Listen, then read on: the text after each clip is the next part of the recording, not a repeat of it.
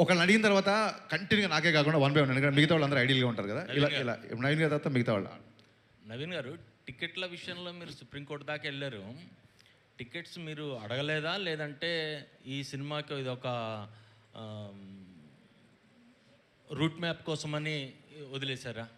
అంటే టైం లేదండి. ఆ సుప్రీంకోర్టు డెసిషన్ వచ్చేసరికి తర్వాత అంటే ఇక్కడ ఆ కోర్టులో జరిగినాయి, దానివల్ల మేము వెళ్ళి సీఎం గారిని అప్రోచ్ అవ్వడానికి టైం లేదు. సో అందుకని ప్లస్ మేము సరే చాలా రోజుల నుంచి చేయట్లేదు, అసలు ఈ టికెట్ రేట్స్ పెడితే ఎలా ఉంటుందని కూడా అనుకుని ఇంటర్నేషనల్ కూడా we want to go with regular prices. Footfalls పెరుగుతాయని ఎక్స్పెక్ట్ చేస్తున్నారు. డెఫినెట్గా it proved here, it proved in US. ఎప్పుడైనా నువ్వు రీజనబుల్ టికెట్ ప్రైస్ పెడితే definitely we saw it. Yeah, Harish garu next వాళ్ళదే. నెక్స్ట్ అంటే మీరు ఈ సినిమా మొదలెట్టినప్పటి నుంచి ప్రీపోన్ అయ్యే వరకు కూడా మొత్తం మీరే కనిపిస్తున్నారు. పవన్ కళ్యాణ్ గారు hero, but one of the hero మీరే అని చెప్పేసి కూడా చాలామంది మాట్లాడుతున్నారు. అంటే ఈ సినిమా జర్నీ అనేది ఖచ్చితంగా మీ కెరీర్లో ఒక ఛాలెంజింగ్ లాగానే భావిస్తున్నారు. ఎట్లాగా ప్రమోషన్స్ పర్పస్లో కూడా మీరే వన్ మ్యాన్ ఆర్మీ లాగా వర్క్ చేశారు కదా. అంటే ప్రీపోయిన్ అవడం వల్ల ప్రమోషన్స్కి ఆల్వేస్ లీలా గారు, ఇప్పుడు కళ్యాణ్ గారు తెలుసు, 1 or 2 ఈవెంట్స్కి వస్తారు. రాశి కానీ లీలా కానీ దే ఆర్ ఆల్వేస్ రాశి అయితే అసలు డబ్బింగ్ అయిపోయి టక్కని ఫోటో పెట్టేసి డబ్బింగ్ స్టార్ట్ అని చెప్పి రాశి ఈజ్ వెరీ అగ్రెసివ్గా ప్రమోషన్ చేస్తుంది. మన I don't have a single complaint towards Rashi and Leela. ఎందుకంటే దే హ్యావ్ అదర్ డేట్స్. మన సినిమా 26th అన్నప్పుడు ఆ 1 week బిఫోర్ నుంచి they kept the dates for the promotion. మనం ప్రీపోన్ చేసేసరికి they can't miss their other shootings కదా, and we can't also force them. So అందుకే కొంచెం వాళ్ళు తక్కువ కనిపించారు. సో నాకు బ్యాక్గ్రౌండ్ స్కోరు మళ్ళీ చెప్తాను, మరి కేవలం హైదరాబాద్లో తమన్ ఉన్నాడు కాబట్టి నేను గంటకోసారి అక్కడికి వెళ్ళి ఒక రీల్ చెక్ చేసుకొని మళ్ళీ మీ దగ్గరికి వచ్చి ప్రమోషన్ చేయడానికి అవకాశం దొరికింది. ప్రీపోన్ మూలంగా తీసుకున్న డెసిషన్ ఏది తమన్ బ్యాక్గ్రౌండ్ స్కోర్ వెళ్ళడం అనేది. సో తమన్ హైదరాబాద్లో ఉండడం మూలంగానే ఇంత ప్రెషర్లో కూడా ప్రీపోయిన్ అయినా సరే I could promote my film. And ఇంకోటి ఏంటంటే వన్ మ్యాన్ ఆర్మీ అని కాదండి, నాకు నేను ఏ టైం చెప్తే ఆ టైం, నేను మీ సందర్భం వచ్చింది కాబట్టి చెప్తున్నా. సార్ రేపు ఇంటర్వ్యూ పెట్టుకోవచ్చా అని ఎవరిని అడిగితే సార్ రేపు పెట్టుకోవచ్చు, కానీ ఏ టైమో నాకు తెలియదు, తమను ఎప్పుడు పిలుస్తాడో నాకు తెలియదు. కాబట్టి నేను ఒక అరగంట ముందు చెప్తే మీకు ఓకేనా అన్నందుకు మొత్తం మీడియా పబ్లిసిటీ విషయంలో ఎంత సపోర్ట్ చేసిందంటే నేను మనస్ఫూర్తి సాష్టాంగ నమస్కారం చేస్తున్నాను మీకు. నేను ఏ టైం అంటే ఆ టైంకి మీరు ప్రమోట్ చేశారు. ఒక టైంలో మిక్సింగ్ జరుగుతుంటే ఇంకా టెన్షన్ పీక్స్ అయిపోతుంది, ఓవర్సీస్ ప్రింట్లు వెళ్ళాలి అన్నప్పుడు నిశాంత్ గారు అయితే డైరెక్ట్గా అన్నపూర్ణ మిక్సింగ్ థియేటర్కి వచ్చేసి కెమెరాలు పెట్టేసి నైట్ 10:30కో 11 గంటలకో ఇంటర్వ్యూ తీసుకున్నారండి. అంటే మీకంటూ ఒక టైమింగ్స్ ఉంటాయి కదా, 9 to 6, 9 to 9 ఏదో టైమింగ్స్ ఉంటాయి కదా, ఇవన్నీ నా కోసం బ్రేక్ చేశారు. ఈ ఉస్తాద్ ప్రమోషన్స్ నేను జీవితంలో మర్చిపోలేను. లైఫ్ లాంగ్ నేను మీడియాని గుర్తుపెట్టుకుంటాను. ఈ సినిమా టీజర్ రిలీజ్ అయినప్పుడు ఒక శ్లోకం, భగవద్గీత శ్లోకం ఒకటి వస్తుంది. భగవద్గీత అని చెప్పి ఒక డైలాగ్ ఉంటుంది. మీ హీరోయిన్ల పేరు కూడా గీతా శ్లోక అని పెట్టారు. ఏంటండి భగవద్గీతని మనం ఇందులో ఫాలో అవుతా ఏమన్నా ఉంటుందా? ఆ రెసెంబ్లెన్స్ ఏమన్నా ఉంటుందా? అంటే ఏమంటారు, మనిషి తన పేరు లీలా, గీత కాదు. గీత మన యాంకర్, బట్ ఈవిడ పేరు మటుకు శ్లోక. సినిమాలో శ్లోక లేదు, ఆయన కరెక్టే చెప్పారు, ఒక పేరు రాంగ్ చెప్పారంటే. లీల పేరు లీలానే, శ్లోక ఈ అమ్మాయి పేరు. బేసిక్గా భగవద్గీత గురించి చెప్పడానికి ఏదన్నా ఒక దాని ఏమంటారు, ఒక మంచి విషయం చెప్పడానికి ఒక మంచి సందర్భం దొరకాలని ఎప్పుడు అనుకుంటాం. సందర్భం దొరికినప్పుడు చెప్పాలని ఉంటుంది నాకు. భగవద్గీతలో ఉన్న శ్లోకాల్లో ఏ శ్లోకం ఎవరు చదువుతారు ఏంటి అని పక్కన పెడితే, ఒక తెలుగులో ఉన్న నానుడి ఏంటంటే శ్లోకం చదివిన వాడికి శోకం ఉండదు అని చెప్తారు. అంటే అదేదో మిరాకిల్ మ్యాజిక్ అయిపోయి మీకు ఒక శ్లోకం చదవగానే మీ బాధలు వెళ్ళిపోయి మీ అప్పులు తీరిపోతాయి అని కాదు. శ్లోకం మీకు ఒక స్వాంతాన్ని ఇస్తుంది. శోకం ఉండదంటే కన్సోల్ చేస్తుంది, మనుషుల్ని కన్సోల్ చేస్తుంది, హీల్ చేస్తుంది.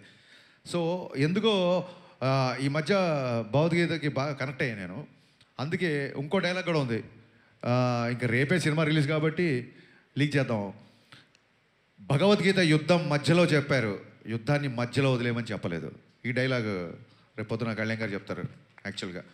సో ఎందుకో తెలియకుండా భౌతికత ఇన్ఫ్లుయెన్స్ ఉంది. అందుకే సినిమా గురించి కూడా ఆయన ఇప్పుడు నిన్న చూస్తే ప్రింట్లు వెళ్ళిపోయి ఒక 5 గంటల పైన పడుకొని 20 రోజులైంది. నిన్న ప్రశాంతంగా మార్నింగ్ 5 గంటలకు అన్నీ సెట్ చేసి లాస్ట్ ట్వీట్ అమ్మయ్య అని ఒక ట్వీట్ వేసి ప్రశాంతంగా 5 గంటలు పడుకొని వచ్చా. అందుకే చాలా ఉత్సాహంగా ఉన్నా.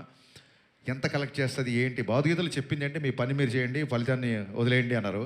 బట్ నాకు చాలా లేట్గా అర్థమైంది ఏంటంటే భౌతికతలో ఫలితాన్ని దేవుడికి వదిలేయండి అన్నారు. బట్ సినిమా వాళ్ళకి దేవుళ్ళు ఎవరు?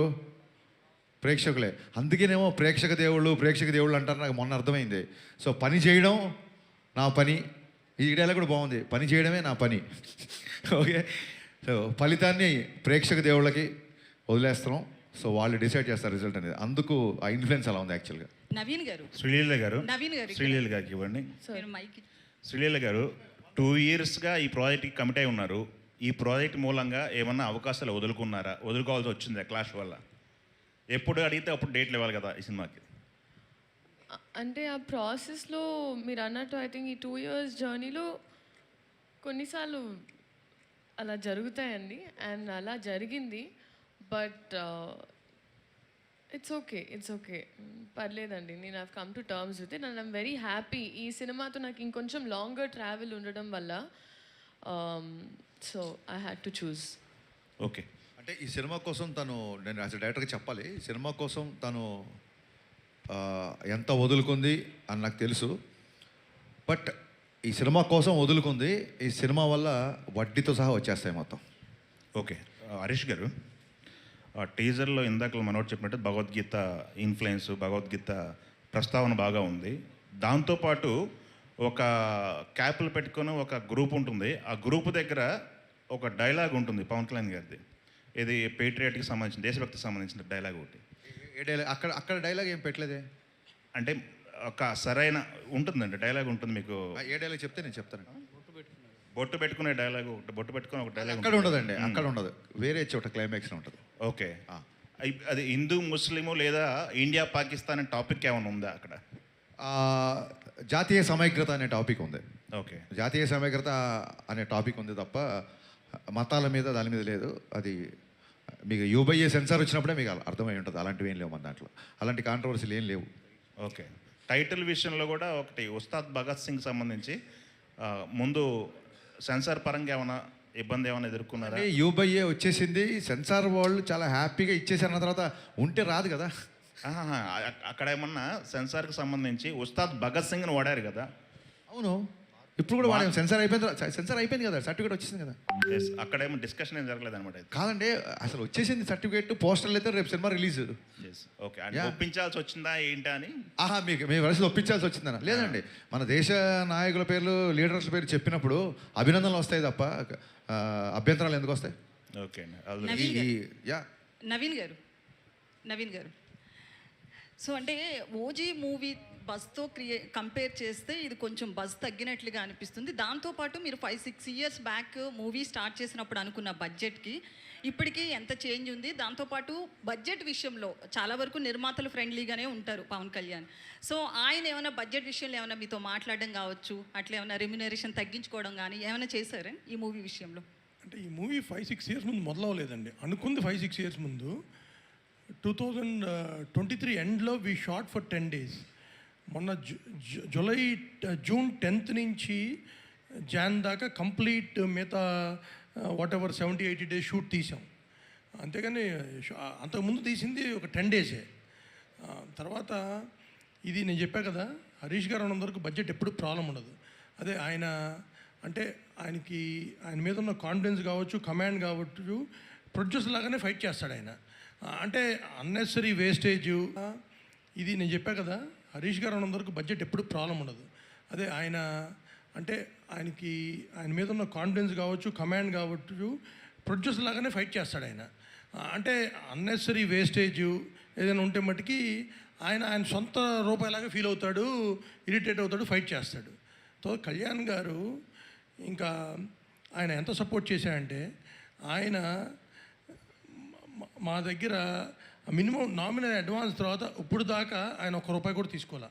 ఆయన క్లియర్గా మీకు కొద్ది డిలే అయింది, కంఫర్టబుల్గా అయితే ఏమైనా చేయండి, లేకపోయినా పర్లేదు అని నేను సినిమా స్టార్టింగ్ ముందు కలిసిన రోజు చెప్పారు ఆయన. అంటే ఇట్స్ ఎ షాకర్.